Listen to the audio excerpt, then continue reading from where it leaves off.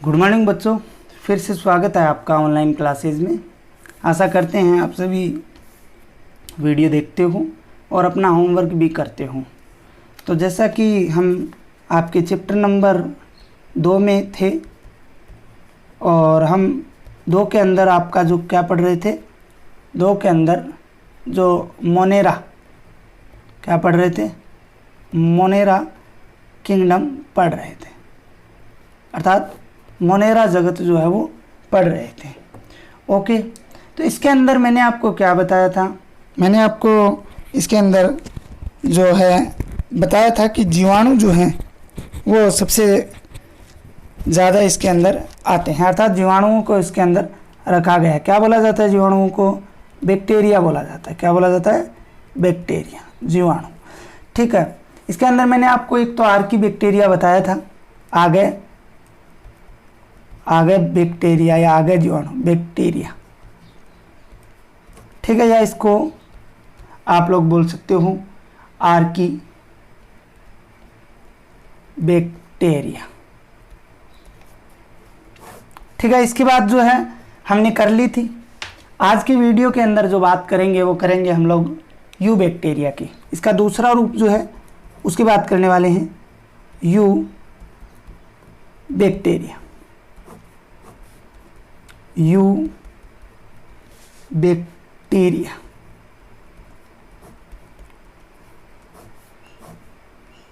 Okay, क्या होता है यू बैक्टीरिया? आर्की बैक्टीरिया के अंदर हमने बात की थी प्रथम जीवाणु जो थे, अर्थात कहने का मतलब ये है कि जो पृथ्वी पर सबसे पहले आए, प्राचीनतम, अति प्राचीनतम जो जीवाणु थे उनकी बात हमने आगे बैक्टीरिया के अंदर की थी। यू बैक्टीरिया की बात करते हैं तो इन्हें वास्तविक बैक्टीरिया भी कहा जाता है। क्या कहा जाता है?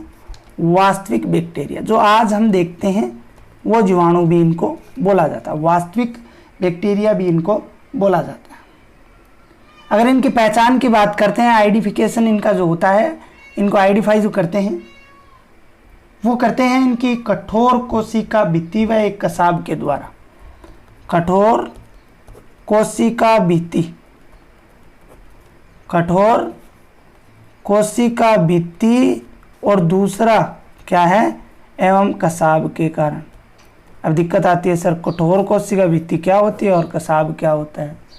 तो प्यारे बच्चों, कठोर कोशिका भित्ति सेल वॉल, मैंने आपको कहा था उपस्थित होती है लेकिन सेलुलोज की नहीं बनी हुई होती, ठीक है ना। सेल वॉल होती है लेकिन सेलुलोज की नहीं होती। कठोर कोशिका भित्ति होती। कसाब का मतलब गति करवाने वाले, मूवमेंट कराने वाली इस प्रकार की लहरदार संरचनाएं होती हैं जिन्हें कसाब बोला जाता है, वो उपस्थित रहते हैं। इनके भी हम आगे विस्तार से बात जो है वो करेंगे। इसके बाद में अगर हम बात करें तो इनके अंदर नील हरित शैवाल आते हैं। क्या आते हैं? नील हरित शैवाल, नील हरित शैवाल। इनको साइनोबैक्टीरिया भी बोला जाता है। क्या बोला जाता है? साइनोबैक्टीरिया भी बोला जाता है, जो आपको याद रखना है, बहुत ही इम्पोर्टेंट नाम है साइनोबैक्टीरिया, नील हरित शैवाल। यू बैक्टीरिया के अंदर इनकी बात करते हैं तो ये जो होते हैं,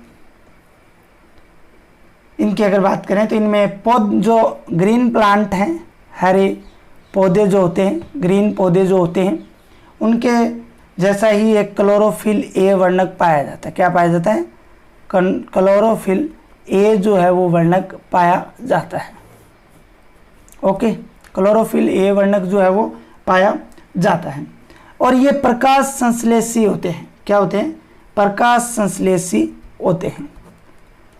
अब प्रकाश संश्लेषी इंग्लिश में अगर बात करें बोला जाता है फोटोसिंथेसिस, प्रकाश संश्लेषी, अर्थात प्रकाश की उपस्थिति में अपने भोजन का निर्माण करना क्या कहलाता है? प्रकाश संश्लेषण कहलाता है, जैसा कि पेड़ पौधे करते हैं। इसके अलावा साइनो जीवाणु की बात करें तो ये एक कोशिक होते हैं। कैसे होते हैं? एक कोशिक होते हैं। इसके अलावा कॉलोनियल अथवा तंतुमय होते हैं। कैसे होते हैं? कॉलोनियल व तंतुमय होते हैं। कैसे होते हैं? तंतुमय होते हैं। इसके अलावा अगर बात करें तो ये समुद्री तथा स्थलीय होते हैं। क्या होते हैं? समुद्री तथा स्थलीय शैवाल होते हैं। कैसे शैवाल होते हैं? समुद्री तथा स्थलीय शैवाल ये होते हैं। ठीक है। इनकी कॉलोनी जो होती है वो प्राय जेलीनुमा आवरण से ढकी रहती है। कॉलोनी जो होती है, अंदर का जो भाग, कॉलोनी भाग जो होता है वो जेलीनुमा आवरण द्वारा ढकी हुई रहती है। कौन से? जेलीनुमा आवरण द्वारा ढकी रहती है। इसके अलावा ये प्रदूषित जल में अधिक निवास करते हैं। किसमें निवास करते हैं? प्रदूषित जो जल होता है, या आप बोल सकते हो गंदा पानी, प्रदूषित जल में ज़्यादा मिलते हैं। ठीक है। ये इनकी विशेषताओं की बात करें, किसकी? साइनोबैक्टीरिया की कुछ कैरेक्टर्स की बात हम लोग कर रहे हैं। इसके अलावा नॉन स्टॉक व एनाबिना में उपस्थित विशिष्ट कोशिकाएं कौन सी होती हैं? हेटेरोसिस्ट होती हैं। भाई नील हरित शैवाल की अगर बात करें तो एक तो उदाहरण हो गया नॉन स्टॉक, ये उदाहरण है इसका नील हरित शैवाल का। एनाबिना हो गई, ठीक है ना। ये नाइट्रोजन फिक्सन का कार्य भी करते हैं। इनके अंदर कोशिका भी पाई जाती है, विशिष्ट कोशिकाएं, सेल्स पाई जाती हैं, जिनको हेटेरोसिस्ट बोला जाता है। क्या बोला जाता है? हेटेरोसिस्ट। और इनके अंदर निप जीन भी पाई जाती हैं। क्या पाई जाती हैं? निप जीन जो है वो पाई जाती हैं, जो नाइट्रोजन यौगीकरण करती हैं। क्या करती हैं? नाइट्रोजन यौगीकरण जो है वो करती हैं। इसके अलावा बच्चों अगर हम बात करें तो रसायन संश्लेषी जीवाणु जो हैं नाइट्रेट, नाइट्राइट व अमोनिया जैसे अकार्बनिक पदार्थों को ऑक्सीकृत कर उनसे युक्त ऊर्जा का उपयोग एटीपी उत्पादन हेतु करते हैं। ठीक है ना। तो इस प्रकार से ये क्या है? यू बैक्टीरिया है। आज के वास्तविक बैक्टीरिया को क्या कहा जाता है? यू बैक्टीरिया कहा जाता है। ठीक है। यू का मतलब स्पष्ट। इसके बाद में हम बात करते हैं परपोषी जीवाणु की। किसकी बात करते हैं? परपोषी जीवाणु।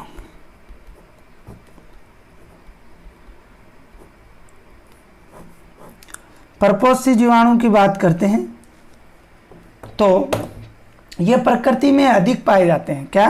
परपोषी। क्या? प्रकृति के अंदर क्या पाए जाते हैं? प्रकृति में अधिक पाए जाते हैं। परपोषी जीवाणु होते कौन से हैं? क्या मतलब है परपोषी जीवाणु का? पैरासाइटिक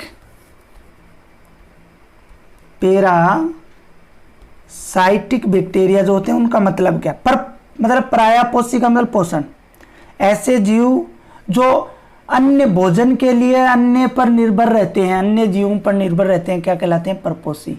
और जीवाणु अगर हो, अर्थात जीवाणु वे जीवाणु जो अन्य जीवों पर निर्भर रहते हैं अपने भोजन के लिए, क्या कहलाते हैं? परपोषी। जबकि साइनोबैक्टीरिया क्या है? एक स्वपोषी है। साइनोबैक्टीरिया क्या है? स्वपोषी है।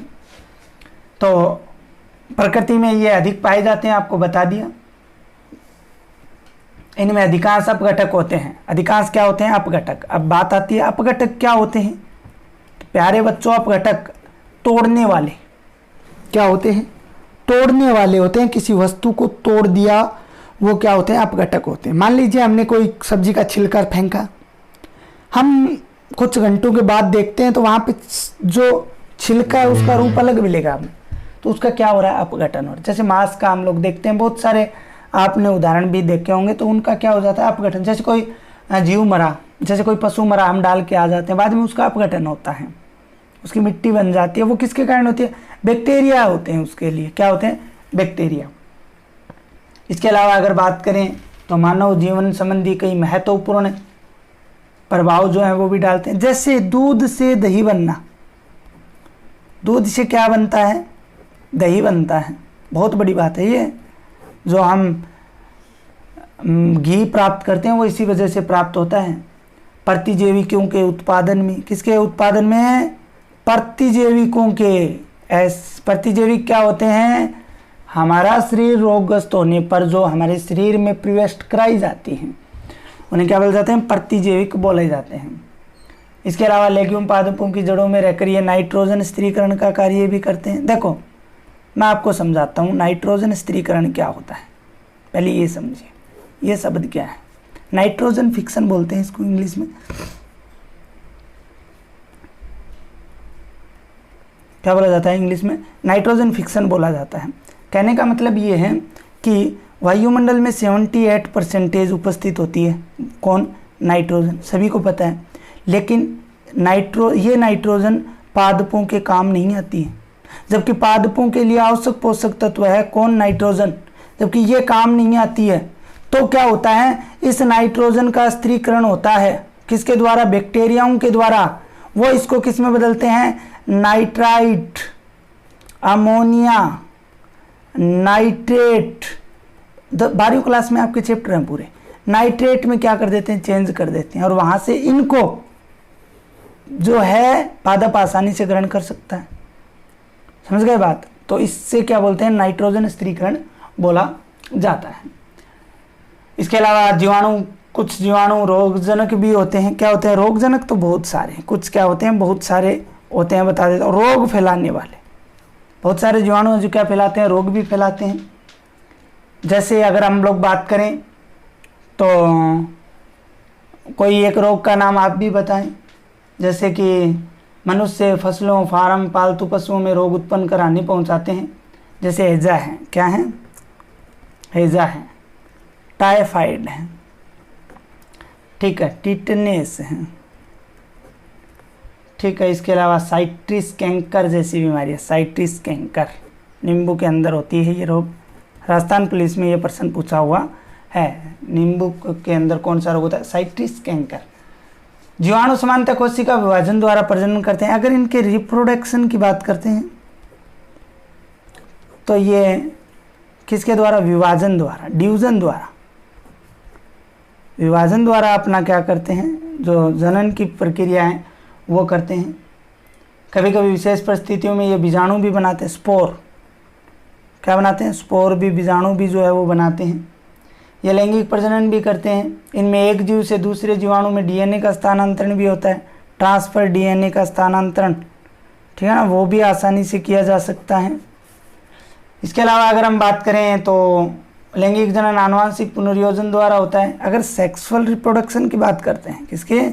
सेक्सुअल। ये पढ़ के आए हो आप 10वीं क्लास में, नाम सुना है आपने, लैंगिक जनन। तो वो किसके द्वारा होता है? जेनेटिक, आनुवांशिक रिकॉम्बिनेशन, रिकॉम्बिनेशन द्वारा होता है। अर्थात आनुवांशिक पुनर्योजन द्वारा होता है, जो रूपांतरण, पराक्रमण और संयुग्मन की विधि से होता है। किस किस की? पराक्रमण, संयुग्मन और रूपांतरण। प्यारे बच्चों, आपको बता देता हूँ, पिछली जो कक्षा 11 की किताब थी उसमें इन तीनों का विस्तार से वर्णन था। मेरा वीडियो भी डाला हुआ है, आप लोग भी देख सकते हो। तो ये जीवाणु आप लगा लेना, जीवाणु अनिल ढाका, तो आपके सामने आ जाएगा, ठीक है ना। तो प्यारे बच्चों, ये था आपके। इसके अलावा माइकोप्लाज्मा सजीव संसार की सबसे छोटी सजीव कोशिका है। कौन है? माइकोप्लाज्मा। नोट के अंदर आपको लिखा हुआ मिलेगा कल, क्या मिलेगा कि माइकोप्लाज्मा, माइकोप्लाज्मा सजीव संसार की सबसे छोटी सजीव कोशिका है, सबसे छोटी सजीव सेल्स है, लिविंग बींग्स सेल्स हैं। कौन? माइकोप्लाज्मा। इनमें कोशिका भित्ति जो है वो एब्सेंट होती है, सेल वेल जो होती है वो क्या होती है? एब्सेंट होती है, अर्थात प्रेजेंट जो है वो नहीं होती है, ठीक है। ऑक्सीजन की अनुपस्थिति में भी जीवित रह सकते हैं, इनको O2 की आवश्यकता नहीं होती, ठीक है। अनेक माइकोप्लाज्मा पादों व प्राणियों में रोग उत्पन्न भी करते हैं। हम माइकोप्लाज्मा संबंधी रोग 12वीं क्लास में भी पढ़ेंगे और अभी भी पढ़ेंगे। तो प्यारे बच्चों, ये आपका मोनेरा जगत जो है वो कंप्लीट हो गया है। इसके बाद में हम दूसरा प्रोटिस्टा, तीसरा फंजाई, चौथा प्लांटी, पांचवा एनिमेलिया, उनकी बात हम बाद में करेंगे। आज हमारा मोनेरा जो था वो कंप्लीट हो चुका है, जिसमें हमने जीवाणु, यूबैक्टीरिया, आर्कीबैक्टीरिया की बात जो है वो की थी।